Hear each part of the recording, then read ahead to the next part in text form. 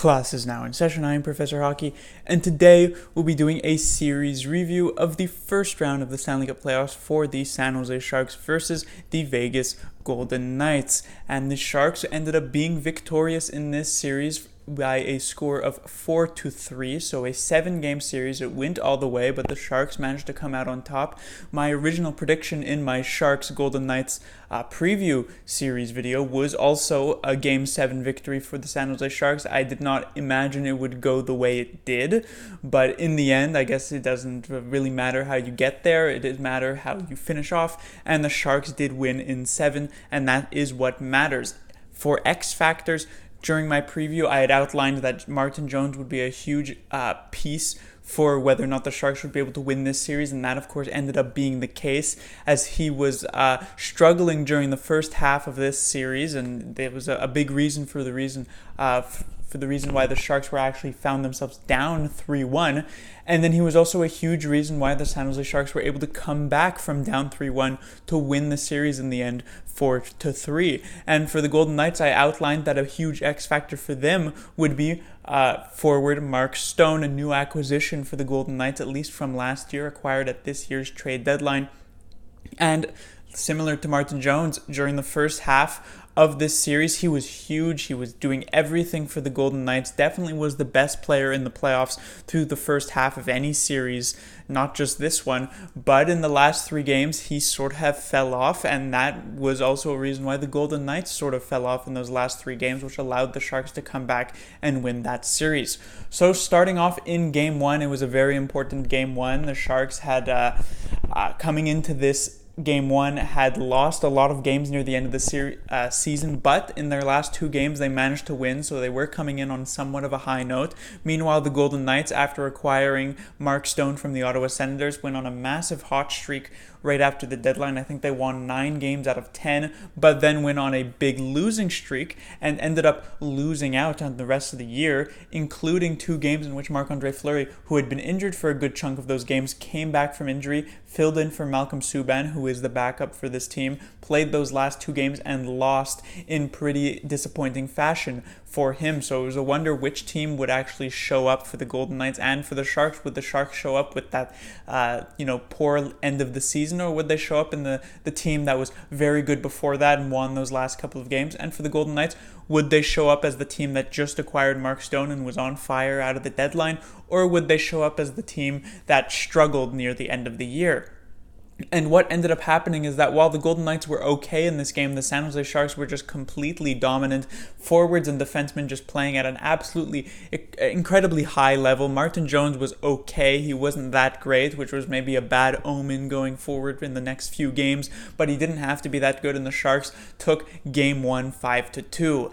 Sharks move into Game 3, and Martin Jones looking shaky as he did, but this time he is abused for it much more, as the Golden Knights pot 3 goals completely unanswered, including a goal within the first few seconds of this game to take a 3-0 lead.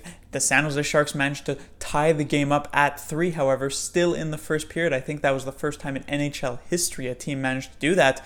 And with Martin Jones out of the net and Aaron Dell in front, the game was back even. Coming into the second period, the Sharks, on the other hand, have a very controversial call, as Logan Couture does not only get a goal called off for himself, but gets a penalty for goalie interference, meaning it was not a reviewable play. On the penalty, on the power play for the Golden Knights, they end up scoring, take the 4-3 lead in that one, and end up going all the way for a 5-3 victory for the Golden Knights. So a huge momentum change in the series after the Sharks seemed to have it all with those 3 unanswered goals near the first, and then that first one in the second period, but it gets spoiled and the series is tied at 1. In Game 3, first game of the series in Vegas, Martin Jones back between the pipes, and while the San Jose Sharks were great in that first game and pretty solid in the second game even through the loss, they were just completely terrible in this Game 3. Martin Jones was slightly better than he was in the game he was pulled, but still not nearly good enough. The Sharks forwards were quite bad. Even though they managed to score 3 goals, they probably only deserved the 1, as a couple were quite lucky, either a lucky bounce or one that Fleury definitely should have had, and so they ended up giving 6 goals, and it was not a good game for the Sharks momentum-wise because of the fact that they were looking to respond from a game where they probably thought they were the better team in Game 2, and now all of a sudden we've seen the Golden Knights. They finally have a game where they were clearly the better team than the San Jose Sharks, so Game 4 was going to become even more important.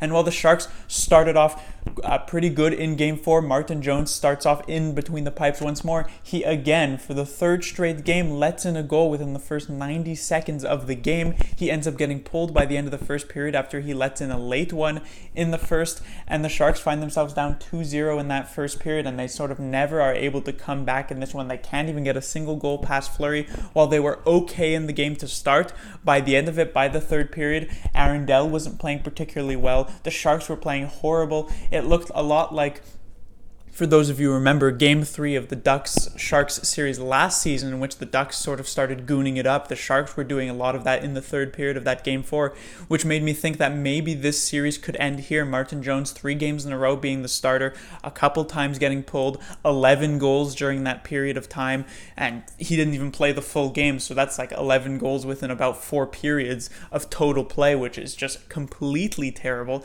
And so there was not a lot of hope for Sharks fans and for anyone really going into Game 5, and it looked like the Golden Knights might be able to close that one out, but Game 5 was in San Jose. Martin Jones ended up getting the start, and just an aside, I thought that was a decent idea. I wasn't going to be super mad if Aaron Dell did get the start. I didn't think Dell would give a much better chance of winning than Martin Jones would, but I felt as though Jones probably should get the start, mostly because I thought it would be good confidence for him going into next year to show that we still have confidence in you as a starting goaltender, because we are stuck with you for the next 5 years due to the contract. I really didn't think it would make a huge difference in the game. I thought the Sharks were most likely just going to lose this series, but they proved me and they proved many others wrong as they come out with a very strong Game 5, and especially Martin Jones coming out with quite a strong Game 5 for himself. And the Sharks get their second victory of the series by another score of 5-2. So there's hope here for the Sharks as they go back into Vegas. They need to finally win a game here on the road. The Golden Knights managed to do that, sort of stole one in Game 2. The Sharks needed to maybe steal one here in Game 6, and steal one they did, because once again, like a couple of the other games in Vegas, the Sharks were not the better team. They were getting absolutely outplayed for the majority of this game by the Golden Knights. The Sharks only managed to remain even with them in terms of play in the first period and then potentially in the first overtime, but in the second, third, and definitely in the second overtime as well, the Golden Knights seemed to have control of the play. But in that second overtime, the Golden Knights started off with 16 shot attempts, while the Sharks were left with 0. The Sharks end up getting called for a penalty that was also quite controversial with the amount of other penalties that were let through, and the Sharks head to the penalty kill. But it's Tomas Hertl, shorthanded, a huge goal for the San Jose Sharks to force a Game 7 back in San Jose, just like the guarantee he gave in his game-winning interview at the end of Game 5. So, Sharks back in San Jose. They've been the better team in basically every game that they have played in San Jose, even though they had lost one. And it starts off, the Sharks are getting a lot of good chances in the first period, but nothing seems to be going in for them. The Golden Knights rack up a pretty lucky goal there in the first. They're leading 1-0. Come second period, the Sharks still getting chances, still can't bury them. The Golden Knights starting to respond a bit. They get one basically handed to them on a silver platter when you'd think the referee would reverse this for a high stick, but he didn't end up doing it. So it was 2-0 Golden Knights at the end of the second period. Come third period, the Sharks' chances are sort of slowing down and the Golden Knights sort of picking it up as well. Max Pacioretty makes it 3-0 pretty early on in the third period, and as time was ticking down, many thought that this might just do it for the Sharks season. The Golden Knights could potentially just cruise to this Game 7 victory on the road, and the Sharks would head to the golf courses, would end their season early, and we'd have to wait all the way till October for yet another Sharks game that would matter. But instead, the Golden Knights make a fatal mistake, as well as you could argue the referees make somewhat of a mistake, as Cody Eakin gets called for a 5-minute major for cross-checking. And it seems as though at that point the Golden Knights just completely fall apart, as on that 5-minute power play that the Sharks have, they score 4 goals to not just tie the game, but get the lead for themselves, the first lead change of the entire series besides going from 0-0 to 1-0. The Sharks with the 4-3 lead, while it does get tied by the Golden Knights late in the third period to force yet another overtime here. It's Barclay Goodrow who had the game-winning goal in Game 5, who had the penalty that led to the shorthanded goal for Tomas Hertl in Game 6. He gets the game-winning goal in Game 7, and the Sharks finish off the Golden Knights in 7 games in what was a brutal, chippy, chirpy series. There were huge storylines between Kane and Reeves and Thornton and Gerard Gallant, who showed a pretty ugly side of him, I guess you could say, in this series, calling DeBoer a clown and chirping the Sharks players and everything like that. It was definitely a pretty aggressive series, but the Sharks end up on top of it. For the offensive contributors of the series, Erik Karlsson led the way for the Sharks with 9 assists. He had a pretty solid series offensively for the San Jose Sharks, still continuing to make some great plays, some fantastic passes. There were a couple of shots that were able to be tipped in. I think Kane's in Game 1 and then, of course, Hertl's in Game 7 that were very, very nice from Karlsson. But his defensive play really suffered in this game. And against the Golden Knights, it was definitely abused going forward, especially against a team like the Avalanche. It could get abused even more, as there were multiple poor giveaways. There were a lot of times where he just gets lost in his own zone. He's clearly not 100%. We already know that, and maybe the couple days off will do him some good, because in this series, his defensive game certainly was lacking. He was on the ice for a lot of Golden Knights goals.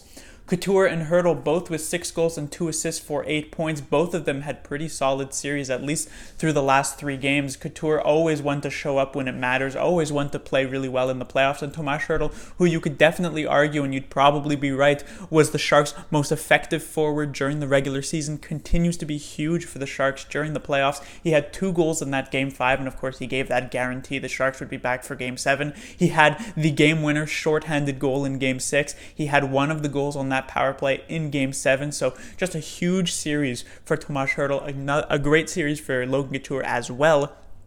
And they were huge parts for why the Sharks managed to come back in this one. Kevin Labanc was 4th on the team in points with 2 goals, 3 assists for 5 points. Most of his points, or 80% of his points, came all on that Sharks 5-minute power play. He had 4 points on the 4 goals that they actually managed to score. Otherwise, it was a pretty okay series for Labanc. In games 2, 3, and 4, when the Sharks were struggling, he was actually one of the better Sharks forwards. In games 1 and 5, he was one of the worst Sharks forwards. Game 6, nobody was really that great. Kevin Labanc didn't really stand out at all, and that's except in the first overtime, he was actually quite strong. And then in the Game 7, he had probably the game of his career, getting those 4 points. He was quite effective even otherwise, and he was a big part for why the Sharks managed to win. For the Golden Knights, it was Mark Stone leading the way. He also led the way for the entire playoffs. 6 goals, 6 assists for 12 points. Max Pacioretty, 6 goals, 5 assists for 11 points. He was on that line. Paul Stastny himself, the third player on that line, had 8 points. And this was a dominant line during the first 4 games of this series. They were just completely running over the San Jose Sharks, in contrast to the first line for the Golden Knights, Smith, Marchessault, and Karlsson. Marchessault with 6 points, 4 goals, 2 assists. Smith with 6 points, 1 goals, 5 assists. I'm excluding a couple players here, Stastny and Theodore, who are both at 8 points, just because I wanted to talk a bit more about Marchessault and Smith.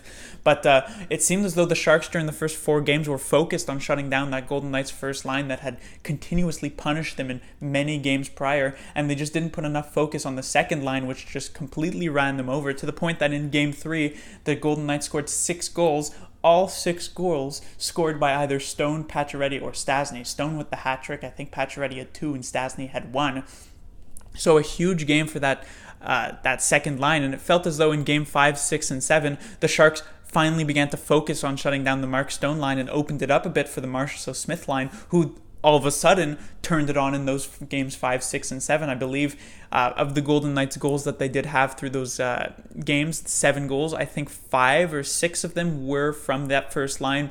Karlsson and Marchessault had a couple goals in Game 7. Marchessault was the only goal scorer for the Golden Knights in Game 6. In Game 5, it was Smith and Marchessault. So the first line turned it on, but too little too late for the Golden Knights. It was mostly that second line that was just so fantastic, and I guess coupled with the fact that Martin Jones was so not fantastic during those first 4 games. And as I said, Stone, an X factor for the Golden Knights, just couldn't get it done in those last few games. On to the goaltenders, Marc-Andre Fleury had a 2.7 GAA with a .909 save percentage. Neither goaltenders had super flattering stats, but if you were watching the games, you would know that they had decent series, at least decent points in series. Fleury was okay. There were a few games where he was somewhat shaky, games 2, I wasn't really a fan of his performance, but Game 4, he had a very nice one getting the shutout. Game 6, I wasn't a fan of his performance, mostly just not a fan of the last goal he let in. Game 7, he was mostly a brick wall besides on that power play, so you could argue whether or not it was a strong performance from him. And Martin Jones, a bit more easier to pinpoint where the bad games and where the good games are, as of course I said, 11 goals let in over Games 2, 3, and 4, and that includes the fact that he only played about 7 minutes in Game 2, and he only played 1 period in Game 4, so over a span of about 4.5 periods, he let in 11 goals, which is over 2 goals per period, which is just very, very bad for an NHL goaltender, very, very bad for an AHL goaltender. Any goaltender, you don't want to do that. However, during the last 3 games, Martin Jones only let in 7 goals, and that of course includes the fact that in Game 6 they played about a period and a half extra of time, as well as basically a period extra in Game 7, and as such, that's just about 11.5 periods of time for Martin Jones, and he only gave up 7 goals. That ended up with a save percentage of about .946 over that span of 3 games, so he really brought it back. And as they say, it's not about how you start, it's about how you finish. He managed to come back from the brink of where he had zero confidence to the point where he didn't even talk to the media at the end of Game 4. He was able to come back from the brink just in time for the San Jose Sharks to be able to come back in this series. One more off game and the Sharks would have been out, but Jones comes up huge, as he has done in the past, and the Sharks, on the back of Jones certainly, and on the back of some of these other players like Couture, like Hertl, are able to take the series 4-3, as I've said multiple times now. But that will do it for this series review. As I said, the Sharks will move on to the second round. They'll face off against the Colorado Avalanche, a team that knocked off the conference-winning Calgary Flames in 5 games, which would be impressive in any normal year, but with the fact that the Blue Jackets knocked out the Lightning division winners, the Hurricanes knocked out the Capital division winners, and the Stars knocked out the Nashville Predators Central division winners, it's really not as impressive with every wildcard team does do it, but it still shows that the Colorado Avalanche are a dangerous team. The Sharks should not take them lightly, even though they have beaten them all 3 times this year, and they're going to be pretty tired after this grueling series against the Knights. Class dismissed.